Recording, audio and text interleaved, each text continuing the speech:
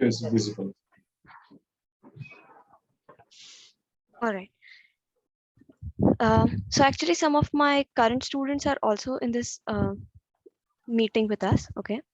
So actually, this demo that you'll be seeing is a part of our course that we are continuing. So they have already covered like a few lectures, and this is probably the second part of the reconnaissance content that I am teaching currently.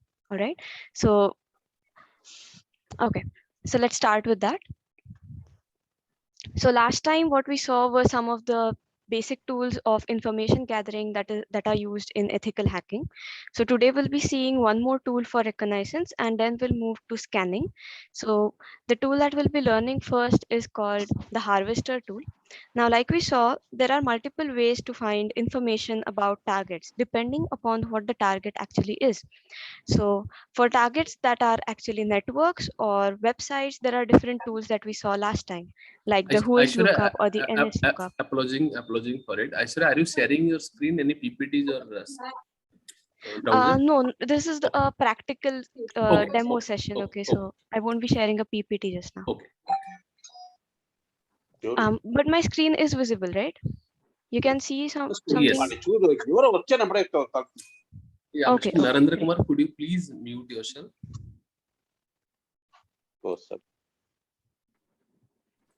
Yeah, Aishwarya, please. All right, thank you. So the tool that we are going to learn today is about gaining information on people. Okay, so many times hackers actually target individuals rather than networks or websites or companies as such. So how do they actually find out information about people, and then how do they interlink that information with what company the person is working in, and then how do they plan much bigger attacks from these small inputs? Okay, so there is a beautiful tool for this. It's called the harvester tool. Now if you go here in your Kali Linux application tab in the info gathering session, and just a minute. Okay, so just type here the harvester and you should get it right here. Okay.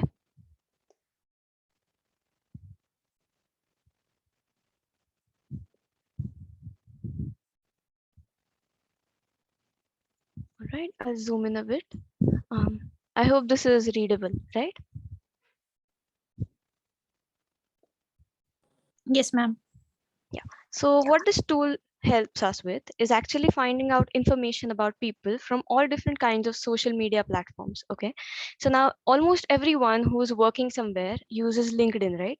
We all have our profile on LinkedIn, be it a student or a professional, anyone.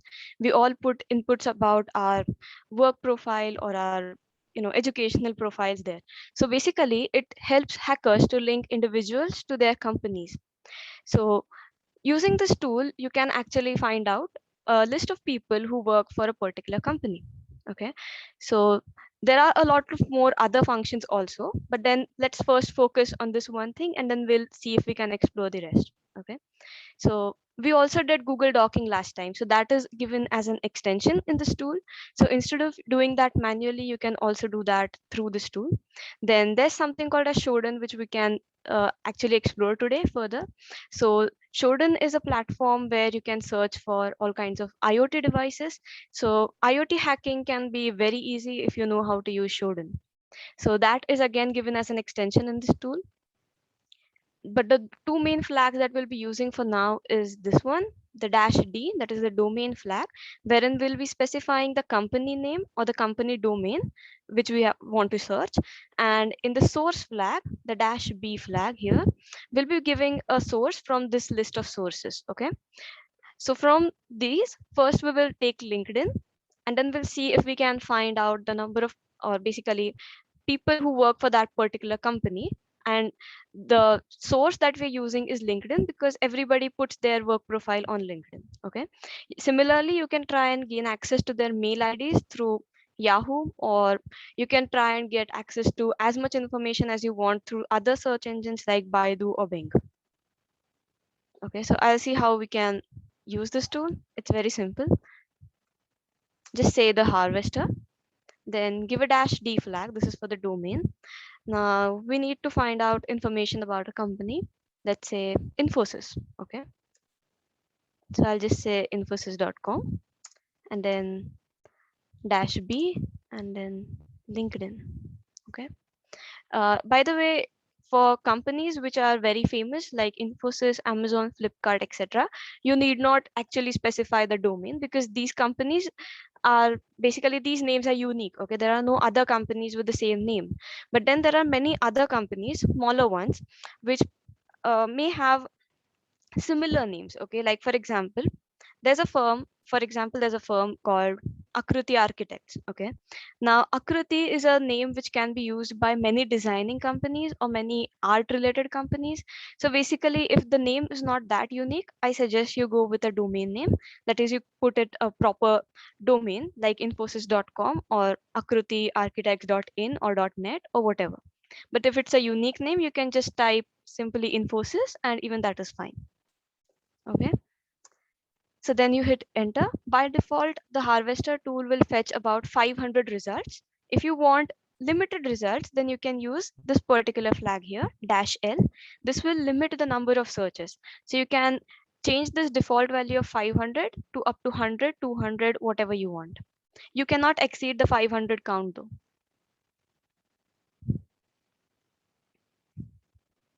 Okay, so just let's wait for the results.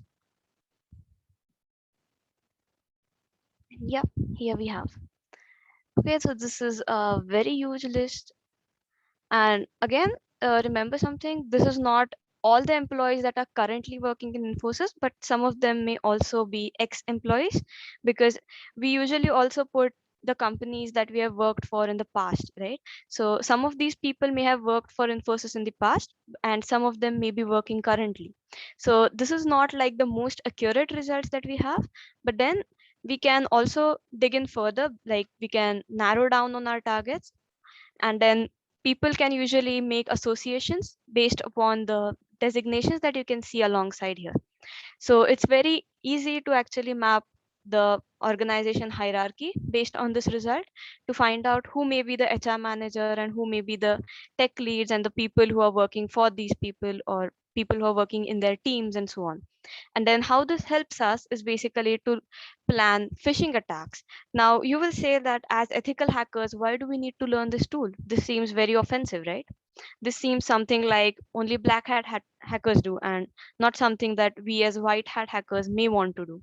But trust me, there are many industry projects out there wherein we are asked to launch phishing attacks unknowing to the employees. Okay, so this whole activity gets coordinated only by the top management and only they are aware about the date and time of the attack when it will happen, or sometimes to make it even more authentic, what they tell us is take a time frame of 1 week and launch this attack at any time within the week. Okay, and then at such times we are not provided with the list of the employees or any kind of internal data is not given. So at that time we need to use such tools to find out who are the current employees of the company. We need to plan properly, we need to actually figure out what are the hierarchies and then draft phishing mails and then launch such attacks. The reason why we have to do all these things is to identify how the people of the company actually respond to such attacks. Based on that, then we can further indulge into other trainings and awareness programs for the employees based on how they respond to such things. But then that's why you as ethical hackers need to know all these things. Okay, so then if I just scroll down slowly, maybe some of you will find some similar names here.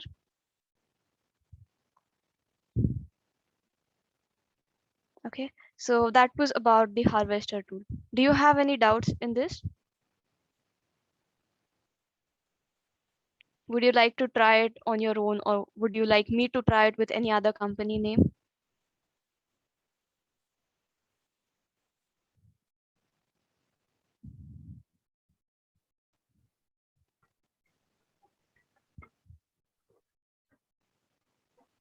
Okay, guys, please speak up. Apurva, Sanjukta, We get all the Darwin. information related to company or what? Not all. Okay, so if you, all right, let's see. Okay, so there are some search engines like Baidu and Bing, right? So what will happen if you just search the name and use this as a source is you will get everything available about that company on that search engine. Okay, but then that will not lead you to more specific results as such. Basically, you will get a lot of content like you do in a Google search engine. Okay, if you just Google up Infosys, you will get a lot of things, right? But you will not get a targeted result saying this is the list of employees or something. However, if you just put just company name and give Yahoo as the source engine or the source, basically, then you may get all the mail IDs which are in Yahoo, by the way, only Yahoo mail IDs related to that company. But then again, Infosys people will obviously have IDs with the Infosys domain. Okay, so this works only for smaller companies which may be using Gmail or Yahoo or something like that for their mail communications. Okay. It's a passive Uh, information gathering or active information gathering? Right. So this comes under passive because we are not actually, uh, actively tracking any of these people. Okay. As of now, I only have a list. And like I said, some of these are ex-employees. So I still don't know if these are currently working or if this is the exact position where they are working right now. Okay. Associate vice president, like this person may have been an associate vice president last year or the year before that. And maybe, now he's working elsewhere. So after I get the list, actually I have to filter it out. And then there are more advanced tools like Maltego, which help you to do active info gathering about that. But then it's a paid tool. So it's not covered in this particular domain right now. Suppose I'm planning for go for one of the specific websites. So if I collect some data from that site, then they are aware about some specific IP is harvesting some information from my site. No, not in this case because what we are doing is we are only using LinkedIn as a source. Okay, so what this tool does is basically it acts like a crawler. Okay, so it will crawl on LinkedIn and search for every Infosys mention. Wherever there is Infosys mentioned in any profile, it will just pick up that name and dump it here. So that's why somewhere in between here you can see that there is no name given as such. Okay, it just says Infosys Limited, Infosys December 2018. So this is kind of a junk data that we have got. But then that's because the crawler only knows that wherever there's a mention of the company, you just have to select the name field and dump it here. Okay, so that's why there is no IP that is getting tracked anywhere. And still, even if you do some kind of active information gathering, there's always a choice of using an anonymizer or a VPN so that you can hide your IP. Thank you. Okay, so we had one question in the chat box. Ayush wanted to check with another company name. All right, Ayush, can you please suggest a company name which you would like to check?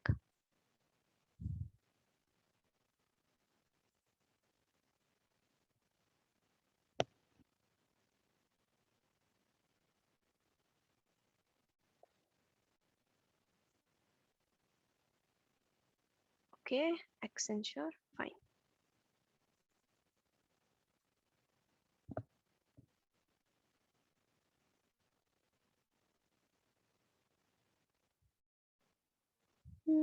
Salt, okay. Just give me a minute. I think, yeah, fine. Let's first try with Accenture and then I'll try it with Dassault.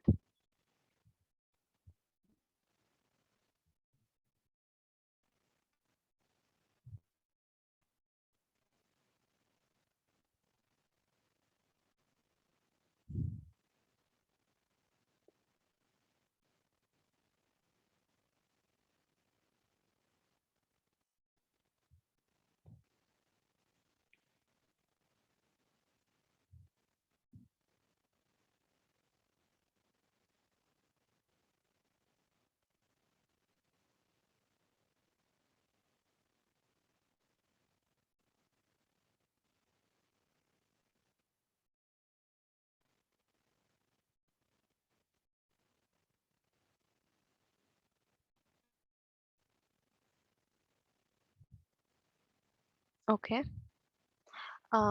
Let's try Accenture.com maybe.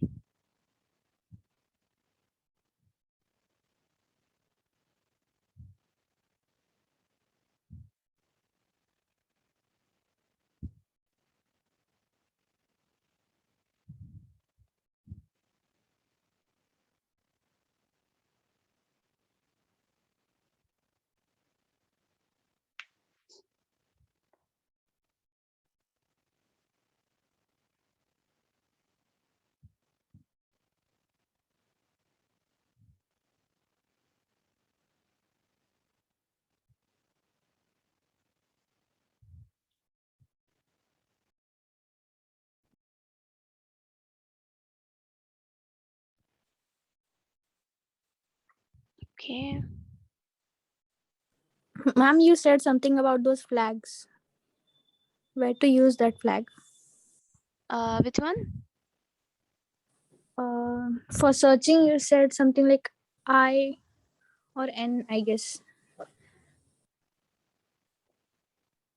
Uh, for searching. Okay, see, I told you to use two flags. That were first one was the domain, then the next one was limit if you wanted to limit your results, and the third one that we use is the B, that is for the source. Okay. The I and N are not there actually in here. N is used for DNS lookup. We did NS lookup and who is lookup last time, so that can also be done using this tool. So for that you can use -N flag.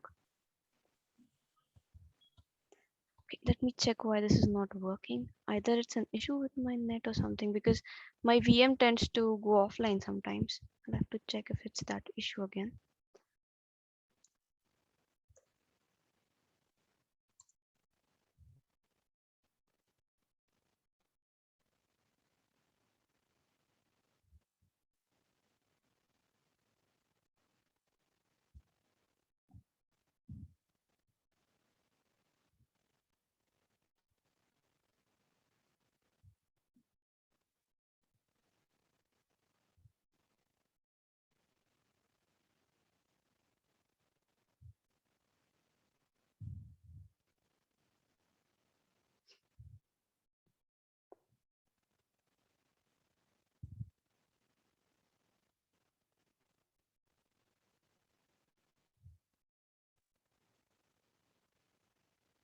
Okay, looks like my VM internet is giving an issue.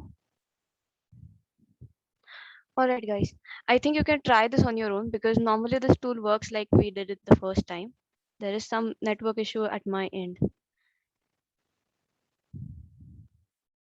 Okay, so if you have any doubts about this tool, then please ask. Otherwise, I'll have to move on with the course content.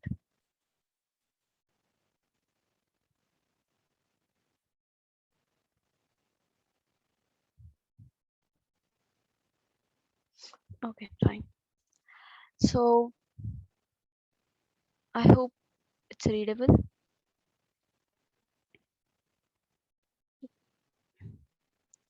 Yes, perfect. It's ready. Yeah, okay. So this is the entire course content. It's about 40 hours long. Okay, like you can see, it's the total number of hours has actually exceeded 40 in this case. But then this first session, we can say it's the today's session of inauguration and introduction. Then we start with the basics of network. It is assumed here that the students do not have technical expertise or basically no basic understanding in computer networks as such. So we start right from the basics and then we slowly move towards the advanced contents. So we start right from what is an IP address, how it is assigned, and what are the basic communication protocols, network architectures, topologies, etc. Then we move to the basic OS. What are the basic operating systems, Windows, Linux distros, and then how you can switch between two different operating systems on the same machine. What is soft booting, hard booting, and then command line interfaces. What is its CLI, GUI, then how do command line interface tools work actually, and then basics of malwares. What are the different types of malwares? How you can create a basic harmless virus on your own, so that students understand the logic behind a virus. As long as you understand the logic behind a virus, it is easier for you to understand how an antivirus works. Okay, you cannot actually create an antivirus unless you can basically understand the logic behind a virus. So we also do a small practical on building a basic harmless virus. Then we come to the basics of cybersecurity. That is the three pillars of cybersecurity: CIA, then AAA. What is actually security and hacking? Are they different? And what is the difference in the two? Then what is blue teaming, red teaming? What are the phases of ethical hacking?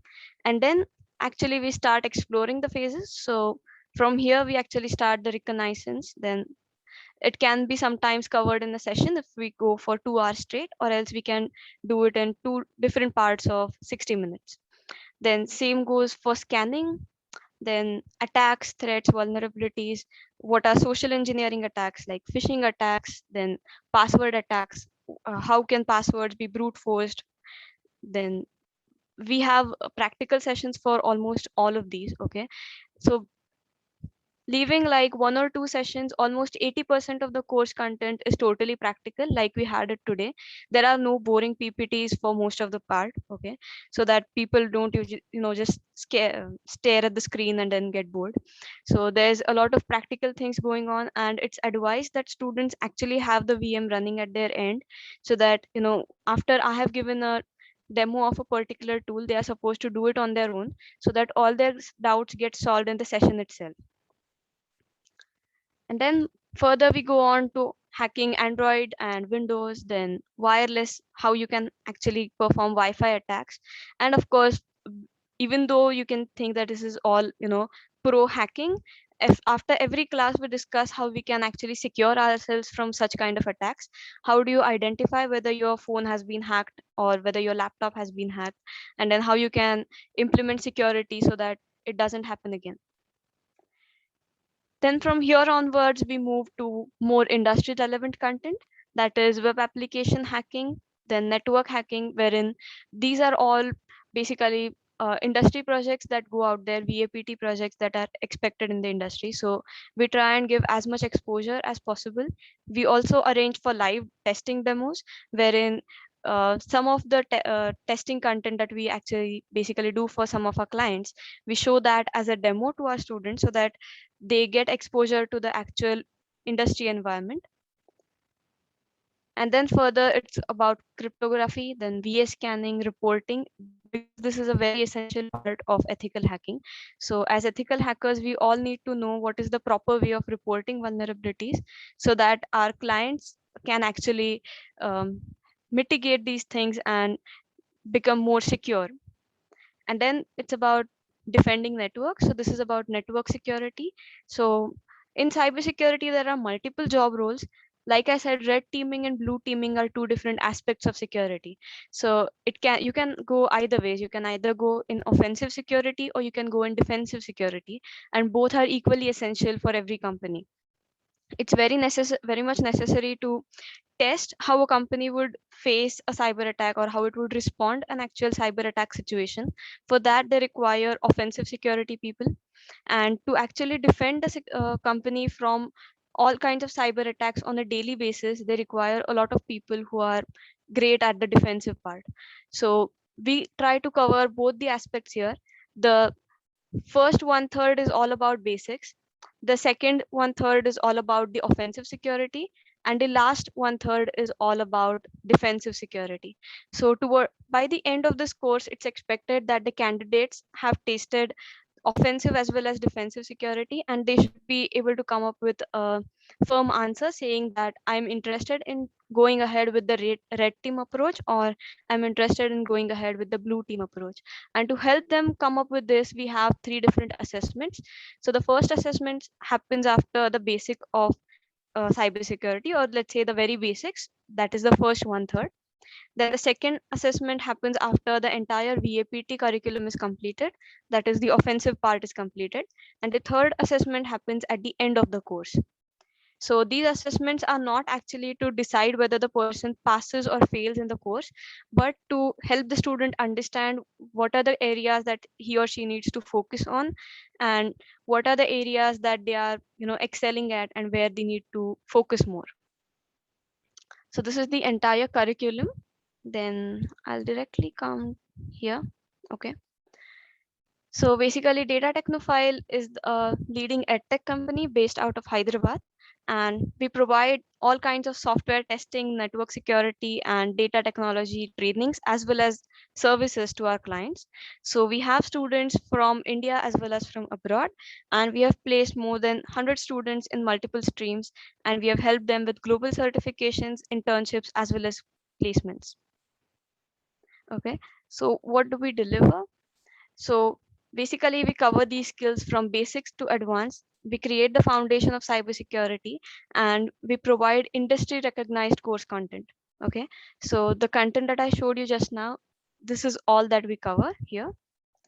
So it's a 40-hour self-paced instructor-led course. What this means is that we do not show you video recordings. Basically, we do not allow anybody to record sessions and go through them again and again. What we believe in is that we should have an open interaction between the trainer and the student. That's why we have small batch sizes to deliver quality knowledge. So it's a 40-hour self-paced course, which means we only have classes whenever the students are available. So if let's say in a batch of 5, if 2 students are not available, then the class doesn't happen that day. Okay, so it's based on mutual timelines and commitments so that we pave our way to better learning. There are regular assessments to track progress of students and regular practicals to understand the real-time scenarios. Okay, so the key takeaways are certificate of completion. Like a letter of recommendation is only for the candidates who are applying for further studies like masters. They usually require this. We try and arrange 5 guest sessions so that based on niche areas where students can actually have further career opportunities, we try and invite guests and we try to have more interactive sessions. There is a 3-month hands-on internship with us so that they are industry ready before they apply for any placement elsewhere. We offer them with multiple job opportunities. So there is job support and we provide them with opportunities wherein they can apply on their own. Okay, so even if they apply elsewhere and they require support for interviews or any pre-aptitude testing or something, even that kind of support is provided. And of course there's comfort and flexible timings, so everything happens with keeping student at the center. So let's compare how we are different from the other certifications. So if you go and let's say pursue a certificate course on Udemy, basically no industry actually accepts that as a skill certificate. So you don't actually get a job only on your Udemy certificate. You also have to prove something before you get that. So there is no industry recognition. It may be free of cost sometimes. The sources that basically teach you are unverified, so you don't really know if the person who's teaching you is actually skilled enough, and there is no job support and guidance after the course is completed. Then there are multiple global certifications like some offered by EC Council. There are many of those. EC Council is just one of them. So basically these are very costly. They cost you around 40,000 rupees minimum. They are globally recognized, yes. They have verified sources, but then they also do not provide any kind of job support or no guidance after the course. And we at DTCEH basically have the same kind of industry recognized course content at possibly the least cost in the industry. We have verified sources, that is all the trainers that we have on board are certified ethical hackers who are actually IT auditors and security auditors and working in the industry. We provide job support and there is a confirmed internship after the course. Okay, so how we can start is basically just register your name for the course, choose your topics. That's basically for candidates who have some basic idea. So yes, it's customizable for you. If you feel that you already know the basics and you want to skip through them, it's perfectly all right. The only thing is that we'll take a short quiz or a test just to check whether you are actually comfortable with the topics, and there is no need to dive deep into it further. So once you have cleared that test, we can immediately start with the customized course content. Our associates will get in touch with you, which will be mostly Bharat sir in this case. And then you can pay the fees partially or completely as per your choice. So you can pay in installments as well. And then you can start the course as per your availability. So you can reach out to us on all these different modes. So you can call us, mail us, or check out on the website.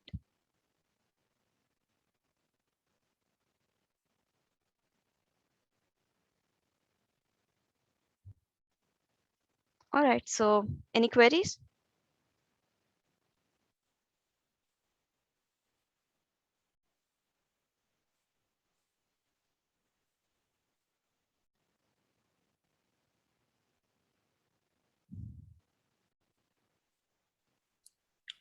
Okay, thank you, Aishwarya. Thank you everyone for joining. We are